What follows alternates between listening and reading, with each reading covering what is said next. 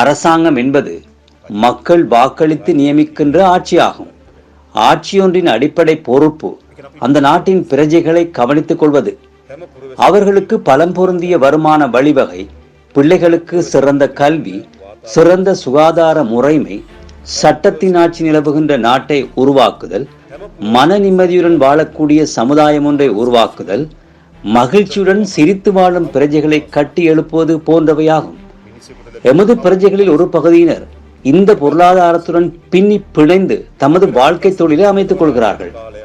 பிரஜைகளின் கணிசமான பகுதியினர் அன்றாடம் உழைப்பையும் நேரத்தையும் பொருளாதாரத்துடன் தொடர்புபடுத்த இயலாத பொருளாதாரத்துடன் இணைந்தாலும் அதன் நன்மைகள் போதிய அளவில் கிடைக்காத மக்களாகவே இருக்கிறார்கள். அதாவது தொழிலொன்றை புரிந்தாலும் கிடைக்கின்ற வருமானம் உயிர் வாழ போதுமானதாக அமையாத மக்கள். வயது முதிர்வு காரணமாக வேலை செய்வதற்காக உழைப்பையும் நேரத்தையும் ஈடுபடுத்த இயலாத, அதை போலவே பல்வேறு காரணங்களால் ஊனமுற்ற நிலையை அடைந்துள்ள மக்கள். பொருளாதாரத்திலிருந்து வெளியேற்றப்பட்டுள்ள, அன்றாடம் உழைப்பையும் நேரத்தையும் பொருளாதாரத்துடன் இணைந்திராத மக்களால் கிராமிய வறுமை நிலையை கட்டி எழுப்பப்பட்டிருக்கிறது. கிராமிய வறுமை நிலையை ஒழித்து கட்டுவதற்கான வேலை திட்டம் ஒன்று எமக்கு அவசியம் இல்லையா? சரியான உணவு வேலையொன்று கிடைக்காத குழுவினர் சனத்தொகையில் 68% என மத்திய வங்கி அறிக்கையில் குறிப்பிடப்பட்டிருக்கிறது. 34 லட்சம் குடும்பங்களுக்கு அரிசி 10 கிலோ வீதம் பகிர்ந்தளிக்க தீர்மானிக்கப்பட்டது. அதாவது மக்களில் 100க்கு 50% அதிகமானோருக்கு 10 கிலோ அரிசியை வழங்க வேண்டி நேரிடும். அதாவது தமது வாழ்க்கையை நடத்தி கொள்ள முடியாத மக்கள். அந்த மக்களுக்கான வேலை திட்டம் ஒன்று எமக்கு கட்டாயம் இருக்க வேண்டும். உலகில் ஒவ்வொரு நாட்டிலும் பொருளாதாரத்திலிருந்து வெளியேற்றப்பட்டுள்ள மக்களை கவனிப்பதற்காக மானியம் வழங்கப்படுகிறது. எமது நாட்டில் கிராமிய வறுமையை ஒழித்து கட்டுவதற்காகவும் மானிய வேலை திட்டம் ஒன்று தேவைப்படுகிறது. ஆனால் அவர்களை நீண்ட காலம் அந்த மானிய திட்டத்தில் வைத்திருக்காமல் படிப்படியாக அவர்களுக்கு உயிர் வாழ்வதற்கான வருமான வழிவகை ஒன்று அமைத்துக் கொடுப்பதற்கான பொருளாதார வேலை திட்டத்துடன் இணைக்க வேண்டும். அதே போலவே ஊனமுற்றவர்களும் எவருடைய தயவுமின்றி முதியோரையும் நாங்கள் பேணி பாதுகாத்திட வேண்டும்.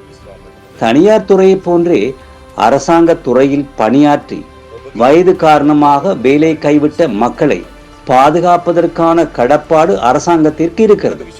ஒவ்வொரு பிரஜைக்கும் உயிர் வாழ்வதற்கு சிறந்த வருமான வழிவகை, சிறந்த வீடு, ஆரோக்கியமான வாழ்க்கை, முறையான கல்வி, மன நிம்மதி, சிறந்த போக்குவரத்து, குறைந்தபட்ச வசதிகள் இருக்க வேண்டும்.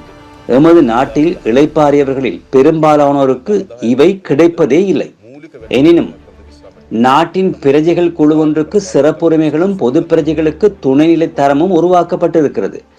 தேசிய மக்கள் சக்தியின் அரசாங்கத்தினால் இளைப்பாறிய ஜனாதிபதிகளின் ஓய்வூதியம், அவர்களுக்கான சலுகைகள், வீடுகள், வாகனங்கள் அனைத்துமே இல்லாதொழிக்கப்படும் என நாங்கள் உங்களுக்கு உறுதியாக கூறுகிறோம். அதை போலவே வாழ்க்கை செலவு வேகமாக அதிகரிக்கும் போது அவர்களின் ஒரே வாழ்வாதாரமாக அமைகின்ற ஓய்வூதியம் உயிர் வாழ போதுமானதாக அமைய மாட்டாது. வாழ்க்கை செலவு அதிகரிப்புடன் சார்பு ரீதியாக அவர்களின் ஓய்வூதியமும் படிகளும் அதிகரிக்கப்பட வேண்டும். பல்வேறு குழுக்களின் அறிக்கைகள் மூலமாக அரசாங்க ஊழியரின் சம்பளம் 70% அதிகரிக்கப்பட வேண்டும் என முன்மொழியப்பட்டுள்ளது. உங்களின் வாழ்க்கை செலவுக்கு ஏற்ற ஓய்வூதியத்தை வழங்குவதாக நாங்கள் உங்களுக்கு உத்தரவாதம் அளிக்கிறோம். 2016 தொடக்கம் 2019 வரை இளைப்பாறியவர்களின் விசேட குழு ஒன்று இருக்கிறது.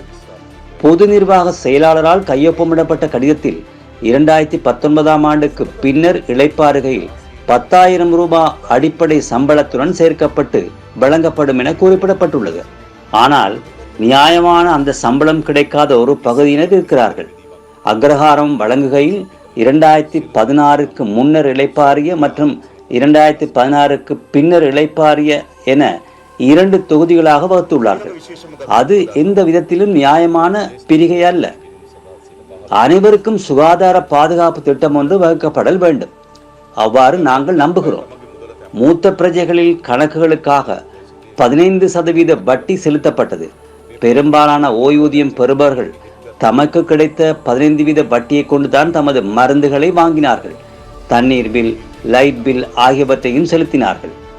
பொருளாதாரம் சரிந்து கொண்டிருந்த வேளையில் மூத்த பிரஜைகளுக்கு கிடைத்துக் கொண்டிருந்த பொருளாதார அனுகூலத்தை அரசாங்கம் அபகரித்துக் கொண்டிருக்கிறது. அதனால் மீண்டும் விசேட வட்டி வீதத்தில் மூத்த பிரஜைகளின் கணக்குகள் வைக்கப்படல் வேண்டும் என நாம் நினைக்கிறோம். நீங்கள் கொள்வனவு செய்கின்ற பொருட்களுக்கு மாத்திரமல்ல, உங்களின் ஓய்வூதியத்தை அல்லது பணிக்கொடையை வங்கியில் வைப்பு செய்கையில் பெறுகின்ற வட்டி வீதம் மீதும் வரி விதிக்கப்படுகின்றது. அது கட்டாயமாக நீக்கப்பட வேண்டும். அதன் மூலமாக இந்த சிக்கல் தீர்ந்துவிட மாட்டாதென நாங்கள் அறிவோம். மிகவும் பலம் பொருந்திய பாதுகாப்பு வேலை திட்டம் ஒன்றும் கட்டாயம் தேவைப்படுகிறது. உலகில் விருத்தியடைந்தவை என அங்கீகரிக்கப்பட்ட நாடுகளில் பலம் பொருந்திய பாதுகாப்பு வேலை திட்டம் ஒன்று இருக்கிறது. பொருளாதாரத்திலிருந்து வெளியேற்றப்படுகின்றவர்கள், பொருளாதாரத்தில் பங்கேற்காதவர்கள், முதியவர்கள், பல்வேறு வலது குறைந்த குழுவினர், தொழில் முயற்சிகள் சீரழிதல், திடீர் நெருக்கடிகளின் போது அவற்றை எதிர்கொள்வதற்காக பலம் பொருந்திய பாதுகாப்பு நிதியம் ஒன்று கட்டாயம் தேவைப்படுகிறது. எமது பொருளாதாரத்திற்கு அத்தகைய நிலைமையை எதிர்கொள்ளக்கூட தனித்துவமான ஆட்களை கவனிப்பதற்காக கூட பலம் பொருந்திய நிதியம் ஒன்று கிடையாது.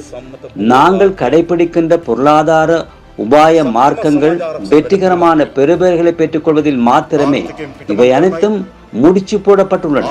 அதனால் இந்த பொருளாதாரத்தை புதிய சாதகமான திசையை நோக்கி ஆற்றுப்படுத்துவதற்கான வேலை திட்டம் ஒன்று எமக்கு அவசியம். அதன் போது அதிகாரத்தை பெற்றுக்கொள்வது தீர்மானகரமானதாக இருக்கும். முழு நாட்டிலுமே வாகன பெர்மிட் நிறுத்தி வைக்கப்பட்டிருக்கையில் 82 பாராளுமன்ற உறுப்பினர்கள் அவர்களுக்கு பெர்மிட் வழங்குவதற்கான கையொப்பமிடுகிறார்கள். இப்படியான நேரத்தில் அத்தகைய கடிதங்களில் கையொப்பமிட தலைவர்களால் முடியுமா என்று கேட்கிறேன். பெர்மிட் கோரியுள்ள பாராளுமன்ற உறுப்பினர்களின் பெயர் பட்டியலை பகிரங்கப்படுத்துமாறு நாங்கள் சபாநாயகரிடம் கேட்கிறோம். நாங்கள் வாகன பெர்மிட் எடுப்பதும் இல்லை. இதனை நிறுத்துவதற்கான நடவடிக்கைகளையும் நாங்கள் மேற்கொள்வோம். நாங்கள் உண்மையிலேயே இந்த நாட்டு மக்களுக்கு சிறந்த வாழ்க்கையும் சாதகமான அரசினையும் எதிர்பார்ப்பவர்கள். நாங்கள் சமூகத்திற்கும் உண்மைக்கும் பொய்க்கும் இடையிலான வித்தியாசத்தை வெளிப்படுத்த வேண்டும்.